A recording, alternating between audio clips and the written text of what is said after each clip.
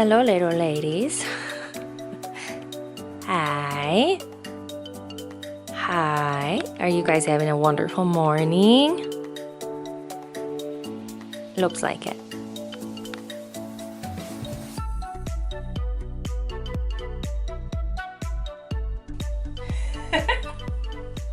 Nacho. Good morning, YouTube, and hi. I haven't been here in a while. I haven't been here consistently in quite a while, but here I am. I have lots of ideas and goals and thoughts for videos in 2020, but I thought I would kick it off with one of your favorites that I get requested from you guys all of the time. Full day of eating / a day in the life. I've started this morning off with espresso. I think you guys probably recall that when I came back from Italy, I got an espresso machine because suddenly American coffee just wasn't doing it for me. And the espresso at every coffee shop I ever went to was also not doing it for me. Finally figured out how to make really good espressos. The answer is regular cow's milk. I kept trying to use like almond milk and like oat milk and even like the barista blend of that stuff, and it just didn't taste amazing, or neither would it froth really well. So I use like a 2% milk. It is like 180 calories for how much milk that I use, because I do 3 shots of espresso, 2 regular and 1 decaf, not 3 regular shots of espresso. So that's what I had this morning. That's what I was making. So then I got back in bed, which the only reason I'm doing my reading in bed is because we're actually kind of like shifting my office from one room in my house to another. So they're both really, really messy right now. So the 2 books that I'm kind of making my way through right now are Atomic Habits by James Clear. This is a new book to me. I'm loving it. Super amazing book, especially at the start of the year. And then this book, I read half of it last year. It's called Your Best Year Ever by Michael Hyatt. Loved this book. I could not shut up about this book last year when I first started reading it. I only made it through halfway through though, which is very typical for me with a lot of self-help books. So this year I'm working my way back through it with the belief that I'm going to finish it this year. I took a lot of time off from self-help books at the last half of 2019. I think I just got kind of burnt out from them, and I kept trying to force myself to read them, and it just like didn't feel good, so I stopped doing it. But I'm back on that train. So I'm in bed reading. I have been for the first like hour of the day, and now I'm gonna go work out. I really don't feel like working out. I really want to clean my house because it is actually atrocious. But if I don't work out, I know I won't work out. So I'm not eating before I work out. I typically don't. I always work out first thing in the morning, and I work out fasted. You could say that the 180 calories of milk for my cappuccino is calories. I don't have an espresso every day. Sometimes I have regular coffee. Sometimes I have espresso with milk. Either way, that's typically all that's in my system when I go to the gym in the morning. A lot of times I bring it with me if I like wake up and go straight to the gym. A lot of people seem grossed out by that fact that I work out and drink coffee while I work out. Do you work out and drink coffee, or is that like super gross to you? Let me know. I'm gonna go work out right now, and then I'm gonna come back here and I'll check in with you guys. Back from the gym, and ooh. I look like a naked mole rat. No. This guy is putting away all the Christmas decor. It's so sad. It's very sad. We had a Christmas tree right there. There. Oh, also, hi. We painted our wall navy. It used to be like more of like that color blue, and we decided one day to just paint it navy, and we love it. Also, side note, I never showed you guys any of our Christmas decor this year, and it was the best it's ever been. I'm gonna be better to you in 2020. I am. So I'm gonna go shower, but I think before that I'm gonna start making my breakfast. Breakfast at 11. I'm gonna have eggs, and I'm gonna have potatoes. That's what I'm gonna have.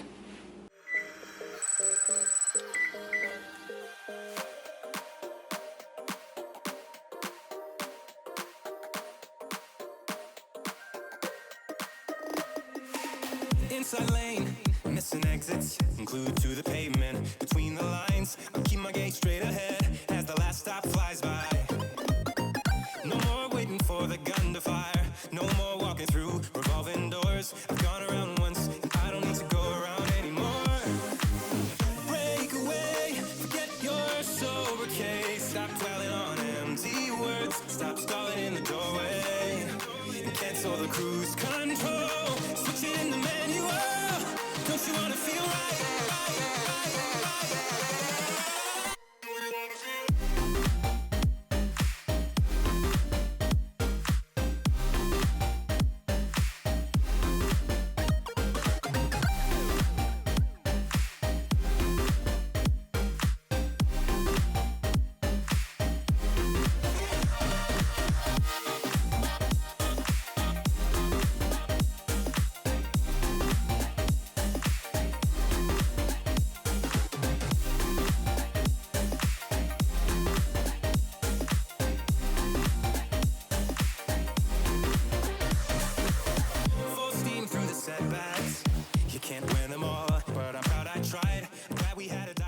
Hello. It's nighttime. I forgot, this is why I like hate filming the like full days of eating in the winter time, because it's like dark super early. It's 6 o'clock. I ate that breakfast at like 11. And work has been insane ever since. Balance and Thrive is coming up. I'm opening enrollment for Balance and Thrive probably close to the time when this video goes up. So just like check out balanceandthriveprogram.com/apply if you wanted to join Balance and Thrive. So I've been working on that all day, hosting some coaching calls for some of my clients. Literally have not had a single break to even eat anything. So I'm super hungry. I wanted to space out my food better. Like I thought I was gonna eat at like 11 and then like 3, 6:30, or I was gonna have to wait until all my coaching calls were done for the day and it would be like 9:30, but like now, no. I'm gonna have something right now and then I'm gonna probably have my other meal literally at 9:30 at night, but it's okay to eat at night. I know that a lot of people have a lot of questions about that and concerns like, is it okay to eat at night? Like, should you not be eating at night? Nutrient timing is a thing. There are optimal times in which to eat certain meals and like certain macronutrients, but honestly, I feel like it makes like a 5% difference, if even that. Fit your calories in when you can fit them in. I eat food at 9:30 at night all of the time and it never stops me from seeing results. The scale might be up the next day because the food's like still in your system and it hasn't worked its way through your system, so the scale might be up, but y'all know that the scale being up, it doesn't mean that like you're gaining weight. It just means the scale's up for what could be a million reasons. But I think I'm gonna make my smoothie right now. Yeah, I'm gonna do that. All right, so for this recipe, I use vanilla protein. That's just a whey-bolic protein from GNC that I really like. Frozen strawberries, frozen blueberries, unsweetened cashew milk, this Greek yogurt that's super high in protein, a banana, ma'am, and kale. Yeah, kale, which I put in there because it's so good for you and it's a way to get some veggies into your smoothie, but you don't taste it like at all. And trust me, I'm sensitive. I would taste it if you could.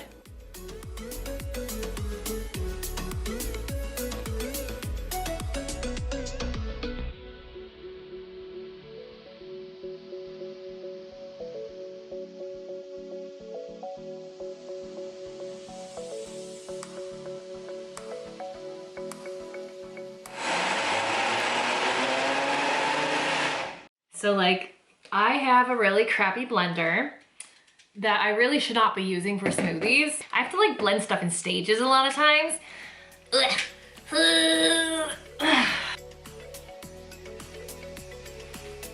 That literally took 15 minutes to open.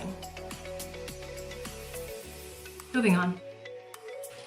Just do it, don't think about it. Just let it happen. It's worth it. Your body thanks you. You need it.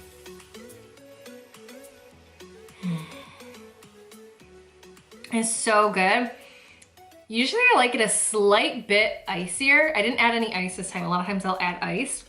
I'm feeling it. So I like this. It's just a really nice way to get some veggies and some fruit, some like greens and some fruit into my diet. A lot of really unprocessed ingredients. The cashew milk is pretty simple. The protein powder is processed to some degree, but it's protein powder. Like, I just like protein powder. I'm gonna drink this now. Little bits of kale all over it. Nice. And I will check in with you guys for my last meal at literally probably almost 10 o'clock at night. Love that for me. Also, every time I get fresh berries, I feel like they always go bad before I have a chance to use them. Like, and I just hate wasting produce like that. These stay fresh for like literally over a year. Well, or fresh, whatever. They don't go bad for like at least a year. So fun hack there. You can also do this with frozen veggies. So if you don't quite get them into your week as much as you thought you would, still good. What? You. Hi. The day in the life of a husband of a YouTuber. You just get filmed. Always. Sup? I just got off of another call. I did, let's see, a 1 hour call today, a 1.5 hour call today, another 1.5 hour call today. It's 4 hours of straight coaching. She killed it. My voice is like gone.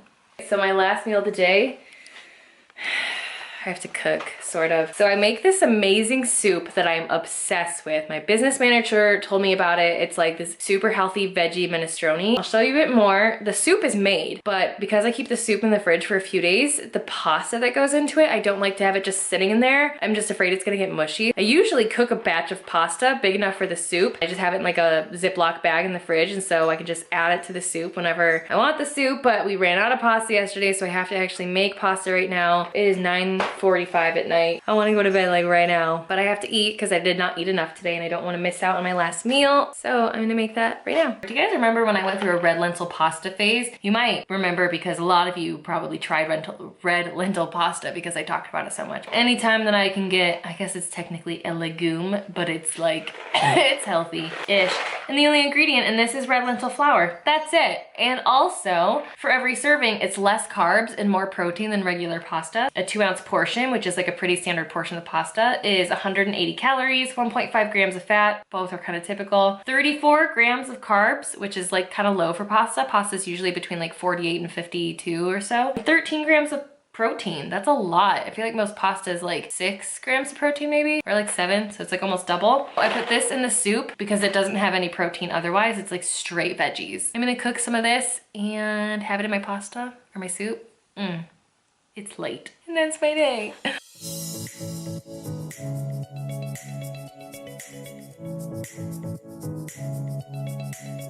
All right, so this soup is super unsexy when just sitting in this Tupperware, but it's got zucchini, fresh zucchini. Well, I mean, you know, cooked, but like not from a can. Do they make canned zucchini? No. Okay. So we got like fresh zucchini, carrot, fresh green beans, fire roasted tomatoes. Those are from a can. There's like beans in there. Those are from a can. But the onion's fresh.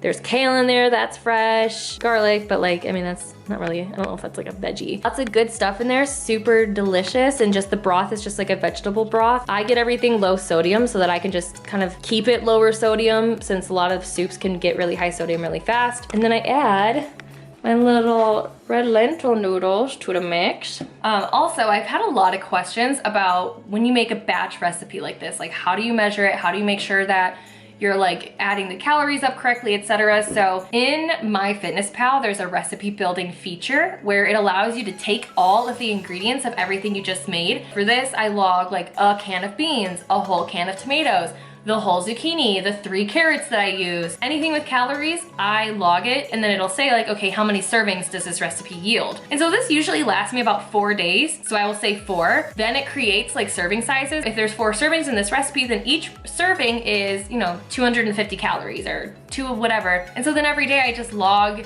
1 serving. Could I be super exact and like measure out each serving, put 4 bowls out and I like measure each bowl and then like put all 4 bowls in the fridge? Yes, that would be a lot more exact, like measuring each bowl to make sure it's exact, but I've just gotten so good at eyeballing like how much I'm allowed to take out every day that I don't even bother. Like if one day I accidentally have 1.5 servings and then the last day I'm left with half a serving, whatever, calorie wise, it balances out at the end of the week. So I don't overthink it. So I'm gonna have this. I'm gonna add those noodles and, oh, I forgot, I'm gonna add cheese to it. Yes. All right, here's the last meal of the day. This veggie minestrone soup with a little bit of cheese on it. Yum. So, like I said, this recipe is actually a recipe I got from my business manager. She eats very plant-based. She got it from Pinterest, and it's actually, the recipe itself is a vegan recipe. So this is totally vegan. Cheese obviously makes it not vegan, but I just wanted a little bit of protein and fat in here because this is also a super low fat soup, 2 grams of fat per serving or something, if even that. And it is super, super good. I'm not a huge soup person. I'm just not. I'm not a huge chili person. I can get down with some like broccoli cheddar soup once in a while, but like soup is just never my go-to. I've been eating this for months straight and I'm obsessed with it. I don't know why Matt and the baby are doing this. And the baby. She just keeps whining. Oh my gosh. What are you guys doing? Hi, honey. She's been meowing all day. Do you just want love? She's so happy. Look at her little feet. Oh, that's not like. Oh my gosh. Okay, sorry, this was way more interesting than my food. That's gonna be it for today. I thought I was gonna do a little more of like a day in the life, but honestly, y'all, My day is just like at a computer, doing business stuff, having coaching calls. That's it. So I will check in with you guys later. Thank you so much for watching, and I will see you in the next one. Bye!